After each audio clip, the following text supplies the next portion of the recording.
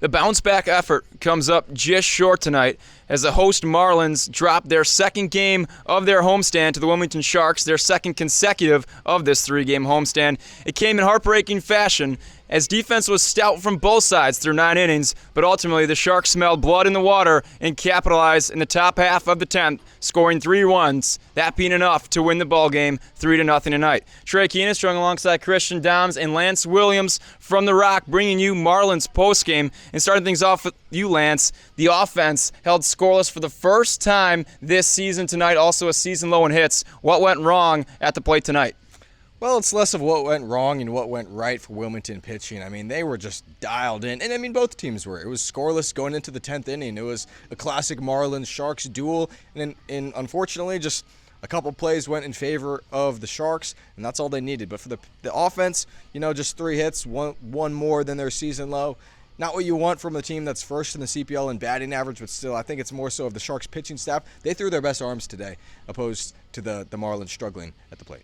You give credit to Wilmington, obviously holding Morehead City scoreless, in which the Marlins had held the Sharks scoreless in 2 out of their 4 meetings coming into tonight's 5th contest. So, Christian, kind of going bigger picture now with the offense. In the last 2 Coastal Plain League outings, the Marlins have scored 0 runs and 1 run, respectively. They scored 5 runs on Tuesday against Peninsula. Is it time to sound the alarm on the offense? Are there bigger things looming, or is this just a tough stretch for the squad?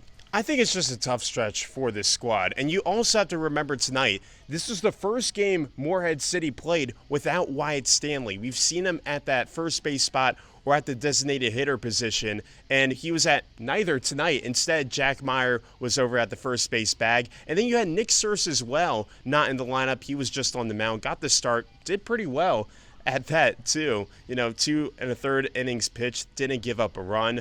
But yeah, when you lose your 4 or 5 guys for this Morehead City offense that have really been consistent, Wyatt Stanley as well, still tied for first in the CPL with RBIs, that's a lot of production on the offensive side you're losing. So I think there still is plenty of time for Morehead City to get its footing back on the offensive side of things. And it was like Lance said, Wilmington just shoved on the mound tonight. Sometimes you just got to give credit to the other team. And as Christian alluded to, there were some bright spots in this ballgame tonight. Obviously, no moral victories here, but Morehead City had stout pitching save the 10th inning. Lance, season-high 14 strikeouts on the bump for the Marlins tonight. How important is it for this group to continue to grow as the season goes on? Well, I mean, strikeouts were a big part of this game, as you mentioned. 14 strikeouts. There was that impressive stretch from the 7th to 9th inning where the Marlins pitching staff struck out 8 batters in a row. That's just a crazy total.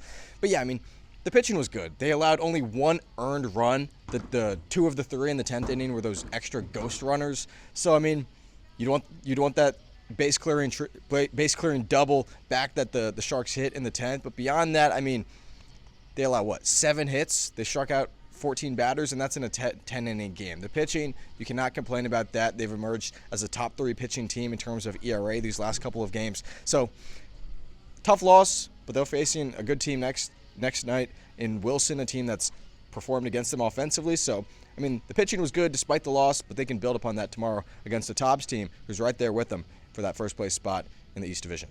As Lance mentioned, the Marlins will welcome the Wilson Tobbs to the Rock for Game 3 of their 3-game homestand tomorrow night. Wilson is currently facing off against Greenville. They are leading 9-3 in the 7th inning. If Wilson's able to hold on to that, they will claim sole possession of second place in the East Division. If that's not the case, both teams will stay at their respective spots, Morehead City at 2nd and Wilson at 3rd. So, Christian, regardless of the outcome of the night's game with Wilson and Greenville, how important is it for this group to respond tomorrow and against a team in Wilson they haven't beat yet this season?